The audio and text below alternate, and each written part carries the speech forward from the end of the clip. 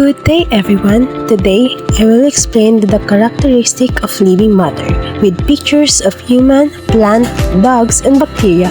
Even though they look different, they all share certain characteristics that make them alive. Let's discuss these characteristics one by one. Before we start, let me introduce myself. I am MA.DONITA taking Bachelor of Science in Nursing. Kindly like, comment, share, and subscribe in my YouTube channel. So let's start! Allow me to discuss the 8 characteristics of living matter.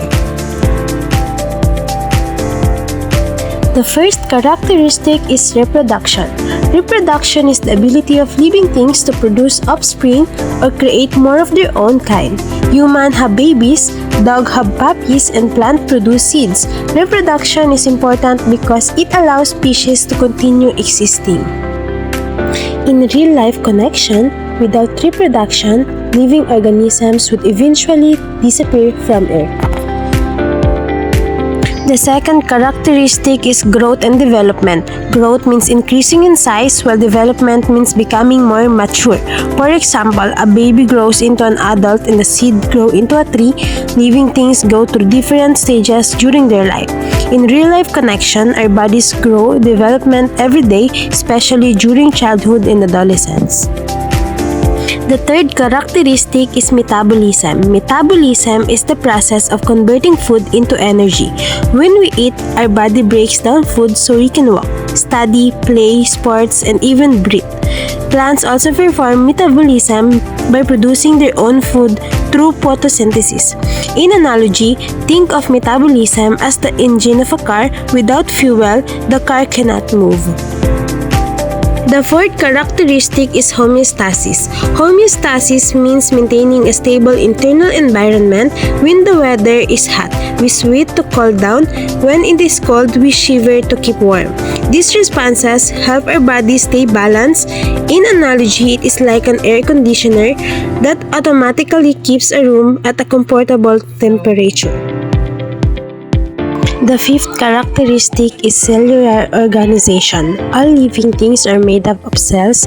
Cells are the basic units of life. Some organisms, like bacteria, have only one cell, while humans have trillions of cells working together. In analogy, cells are like the bricks used to build a house. The sixth characteristic is evolution. Evolution refers to the changes in populations over many generations. These changes help organisms adapt and survive in their environment.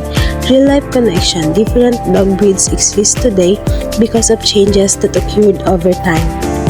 The seventh characteristic is DNA. DNA contains the genetic information that tells living things how to grow, function, and reproduce. DNA is passed from parents to their children. In analogy, DNA is like an instruction manual or blueprint for life.